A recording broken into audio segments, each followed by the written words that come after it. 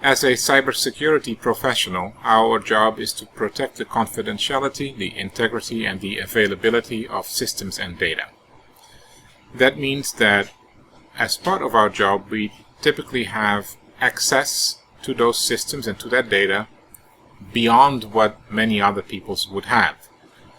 It also means that we are often in a position where we have to make decisions about certain courses of actions that might compromise data security, privacy, whatever it may be. And for that, we need to have some guidance to make decisions.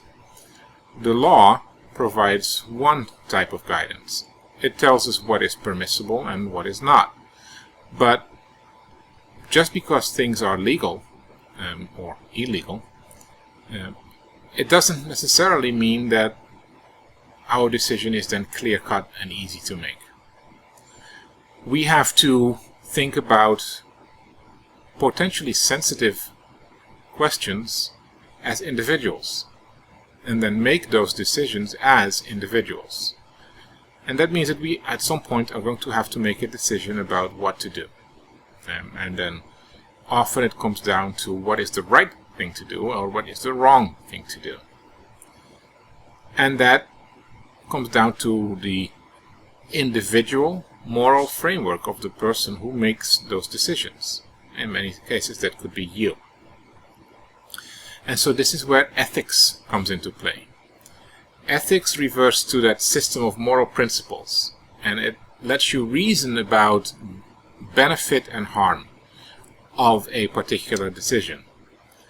And hopefully by being able to reason about what are the good things that would happen if you make a particular decision, versus what would the cost or the bad things that could happen if you make that decision. Hopefully you can make a decision in the end that the good outweighs the bad. Ethics is an important thing to be aware of, but it's not something that is specific to technology environments. But technology does give us different perspective. First of all, through technology, we have enabled over the last 15 or so years a level of record keeping that has been unprecedented in history. We are able to record so much more data than we have ever been able to record as long as humanity has existed.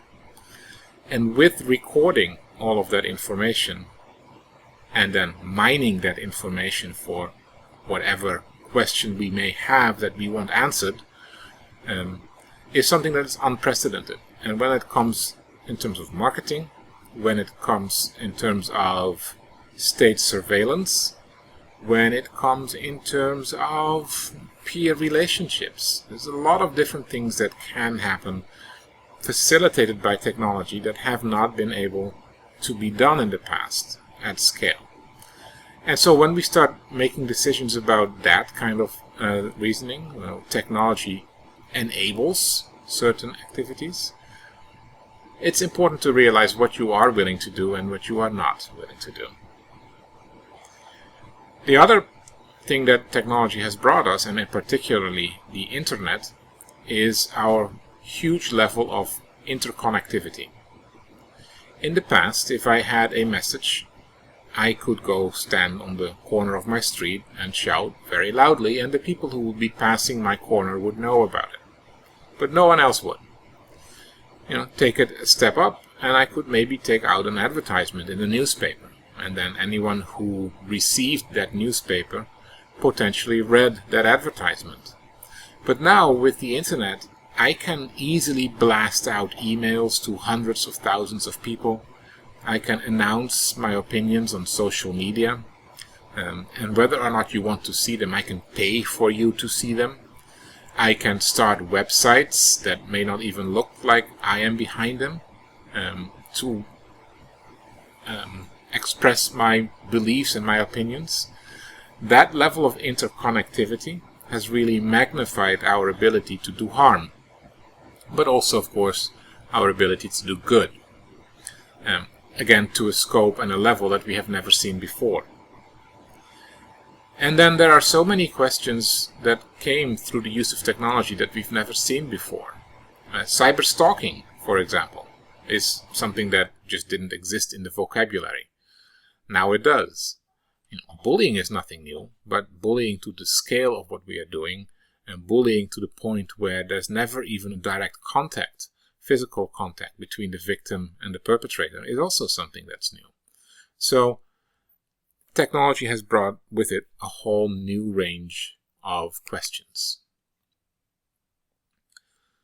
For businesses, it's an important consideration because in the end, a business is nothing more than a collection of individuals who, hopefully at least, pursue the same goals. If I establish a common ethical framework expressed through a code of conduct, I could gain some benefits from that. It doesn't necessarily mean that all individuals choose to follow that code of conduct, but that's something that we can deal with through employment and employer relationships. But if I have that conduct written out, what we as an organization believe to be the right thing to do, it can be a positive stimulus for ethical conduct. When in doubt, look at the code and it will tell you what to do. But it can also give whoever is using your services or whoever is buying your products confidence in the fact that you will do the right thing.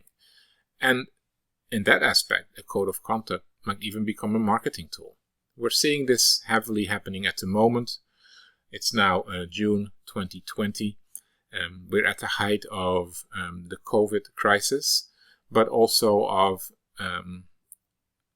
protests and riots in different areas of the country. And so knowing that I as an organization will make the right decision may help retain or attract customers. It can be educational in general. And it can, of course, help a professional with decision making when they are faced with a decision and they don't exactly know what to do. And at that point, you can look at your code of conduct and say, what am I supposed to do if I'm upholding the organization's mission? It can also be a means of deterrence and discipline. And of course, in general, rather than on the individual customer's level, as a profession as a whole, it can really enhance the profession's public image. We're seeing a lot of advertising now for the Certified Financial Planners, the CFP certification. Part of the mission, what they're trying to convey there, is that the Certified Financial Planner will have your interests at heart more so than their own. That is a direct response to a lot of mistrust that individual investors have with regards to financial institutions, where they believe that the financial institution will maximize their own profits over mine as a consumer. So by establishing that clear code of conduct, hopefully that enhances the profession as a whole. Within cybersecurity, we're not a licensed profession, so you don't have to have a permit in order to be a cybersecurity professional. But what we do have are professional certifications, and we'll talk about those later on in the course towards the end. Many employers will hold an employee accountable for being certified as a professional, as sometimes even a term for employment. And that means that those certifications have a potential there to enforce codes of conduct. Because worst case scenario, you break the code of conduct, you lose your certification, and that might mean that you lose your job. ISC Squared is an international certification body. It gives out, amongst the certifications, the Certified Information Systems Security Professional Certification, the CISSP, which is often considered one of the most well-respected certifications. There's also a lot of people who don't see the value in it, but CISSP, by and large, is a valuable certification to hold. And they publish their own code of ethics, and they require adherence to that code of ethics as a requirement to retain your certification. And what they're saying in that code of ethics, I'm just reading that off now, is that the safety of the Commonwealth, duty to our principles and to each other, requires that we be seen to adhere to the highest ethical standards of behavior. And that means that what we need to do is make sure that when we make decisions, we do this in the best interest of our employer and in the best interest of our peers in the industry. And what they say is protect society and the infrastructure. Act honorably, honestly, justly, responsibly, and legally. Provide diligent and competent service to principals, and advance and protect the profession. These are simple canons, but they are important ones. The Code of Ethics supported by ISC Squared is not the only code of ethics that is in place in the cybersecurity field, but they are very similar in nature to the one shown here. In any case, once you start looking at codes of ethics, they're often very much in line with each other. That's not a surprise. We have a pretty well developed understanding of what we think is good and bad. But when we look at them a little bit more closely, what we do see is a few key takeaways. The first key takeaway is to follow the law. Always make sure that you stay on the right side of the line. With access and with customer engagements comes responsibility. And as a professional, it's our job to make sure that we stay on the right line of that responsibility. So our first prime directive should always be don't break the law, even if it's something that our client asks us to do.